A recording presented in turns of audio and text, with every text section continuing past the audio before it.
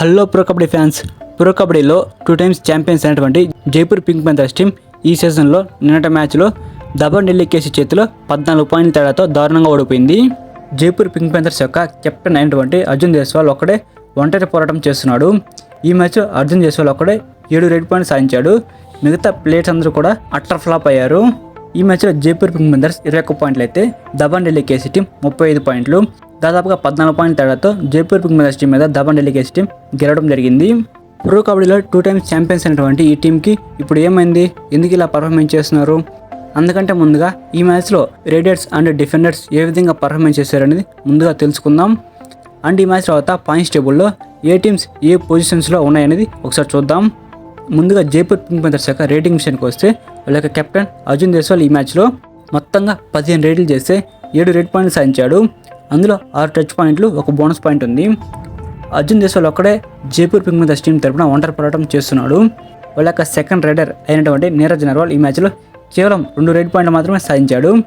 And third రైడర్గా ఉంటున్నటువంటి మాలిక్ ఈ మ్యాచ్లో కేవలం 1 పాయింట్ మాత్రమే సాధించాడు. జైపూర్ పింక్ ప్యాంథర్స్ యొక్క second raider and third raider ఇద్దరు కూడా ఫెయిల్ అవుతూ వస్తున్నారు. అండ్ వాళ్ళ యొక్క డిఫెన్స్ విషయానికి వస్తే ఈ మ్యాచ్లో సుర్జిత్ సింగ్ 2 ట్యాకిల్ పాయింట్లు సాధించాడు. అండ్ లెఫ్ట్ కవర్ డిఫెండర్ అయినటువంటి రెజా ఈ మ్యాచ్లో 1 ట్యాకిల్ పాయింట్ సాధించాడు. అండ్ రైట్ కార్నర్ డిఫెండర్ అయినటువంటి లక్కీ శర్మ ఈ మ్యాచ్లో 2 ట్యాకిల్ పాయింట్ సాధించాడు. అండ్ వాళ్ళ యొక్క లెఫ్ట్ కార్నర్ స్ట్రాంగెస్ట్ డిఫెండర్ అయినటువంటి అంకుష్ ఈ మ్యాచ్లో 1 పాయింట్ కూడా సాధించలేదు. ఈ మ్యాచ్లో జైపూర్ పింక్ ప్యాంథర్స్ యొక్క రేటింగ్ యూనిట్, డిఫెండింగ్ యూనిట్ అందరూ కూడా ఫెయిల్ అయ్యారు. అండ్ దబాంగ్ ఢిల్లీ కేసీ యొక్క రేటింగ్ విషయానికి వస్తే వాళ్ళ యొక్క కెప్టెన్ ఆషు మాలిక్ ఈ మ్యాచ్లో 9 రెడ్ పాయింట్లు సాధించాడు. ఆషు మాలిక్ ఈ మ్యాచ్లో మొత్తం 16 రేట్లు చేస్తే 8 టచ్ పాయింట్లు, 1 బోనస్ పాయింట్ సాధించాడు. టోటల్గా ఈ మ్యాచ్లో 9 రెడ్ పాయింట్లు సాధించాడు ఆషు మాలిక్. నవీన్ కుమార్ ఈ మ్యాచ్లో మొత్తం 13 రేట్లు చేస్తే 1 టచ్ పాయింట్, 2 బోనస్ పాయింట్ సాధించాడు. అండ్ ఈ మ్యాచ్లో 1 ట్యాకిల్ పాయింట్ కూడా నవీన్ కుమార్ ఎక్స్ప్రెస్ సాధించడం జరిగింది. ఈ మ్యాచ్లో దబన్ ఢిల్లీ యొక్క రేటింగ్ యూనిట్లో వీళ్ళిద్దరు మాత్రమే పర్ఫార్మెన్స్ చేశారు. అండ్ రిమైనింగ్ రైడర్స్ ఇద్దరు కూడా ఫెయిల్ అవడం జరిగింది. అండ్ దబన్ ఢిల్లీ కేసు యొక్క డిఫెన్స్ యూనిట్ విషయానికి వస్తే వాళ్ళ రైట్ కార్నర్ డిఫెండర్ అయినటువంటి యోగేష్ ఈ మ్యాచ్లో 5 ట్యాకిల్ పాయింట్లు సాధించాడు. అండ్ లెఫ్ట్ కార్నర్ డిఫెండర్ అయినటువంటి ఆశిష్ మాలిక్ ఈ మ్యాచ్లో 4 ట్యాకిల్ పాయింట్లు సాధించాడు. దబన్ ఢిల్లీ కేసు యొక్క డిఫెన్స్లో వీళ్ళిద్దరు మటుకు చాలా బాగా ఆడారు. ఫస్ట్ హాఫ్లో Dabang Delhi K C team Jaipur pink Panthers టీంని ఒకసారి అలౌట్ చేసింది. దబన్ ఢిల్లీ కేసు టీంని Jaipur pink Panthers team first హాఫ్లో ఒకసారి కూడా అలౌట్ చేయలేదు. అండ్ సెకండ్ హాఫ్లో కూడా Dabang Delhi K C team Jaipur pink Panthers టీంని ఒకసారి అలౌట్ చేసింది. Jaipur pink Panthers team second హాఫ్లో కూడా ఒకసారి కూడా అలౌట్ చేయలేదు. ఓవరాల్గా మ్యాచ్ పూర్తయ్యేసరికి జైపూర్ పింక్ ప్యాంథర్స్ టీం 21 పాయింట్లు, దబాంగ్ ఢిల్లీ కేసీ టీం 35 పాయింట్లు, 14 పాయింట్ల తేడాతో జైపూర్ పింక్ ప్యాంథర్స్ టీం మీద దబాంగ్ ఢిల్లీ కేసీ టీం విజయం సాధించింది. ఈ మ్యాచ్ తర్వాత పాయింట్స్ టేబుల్లో ఏ టీమ్స్ ఏ పొజిషన్స్లో ఉన్నాయని ఒకసారి చూసుకుంటే మొదటి ప్లేస్లో హర్యానా స్టీలర్స్ టీం ఉంది. 12 మ్యాచ్లు ఆడితే 9 మ్యాచ్లు గెలిచింది, 3 మ్యాచ్లు ఓడిపోయింది. రెండవ ప్లేస్లో మన తెలుగు టైటన్స్ టీం ఉంది. 12 మ్యాచ్లు ఆడితే 8 మ్యాచ్లు గెలిచింది, 4 మ్యాచ్లు ఓడిపోయింది. మూడో ప్లేస్లో దబాంగ్ ఢిల్లీ కేసీ టీం ఉంది. 13 మ్యాచ్లు ఆడితే 6 మ్యాచ్లు గెలిచింది, 5 మ్యాచ్లు ఓడిపోయింది, 2 మ్యాచ్లు టైగా ముగించుకుంది.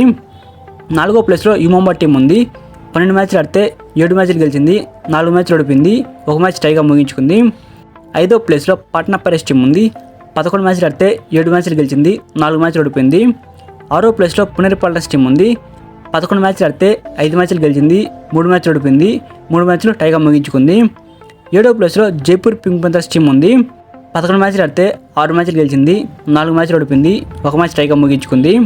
అండ్ 8వ ప్లేస్లో యూపీ యోధాస్ టీం ఉంది. 11 మ్యాచ్లు ఆడితే 5 మ్యాచ్లు గెలిచింది, 5 మ్యాచ్లు ఓడిపోయింది, 1 మ్యాచ్ టైగా ముగించుకుంది. అండ్ 9వ ప్లేస్లో తమిళ తెలవాస్ టీం ఉంది.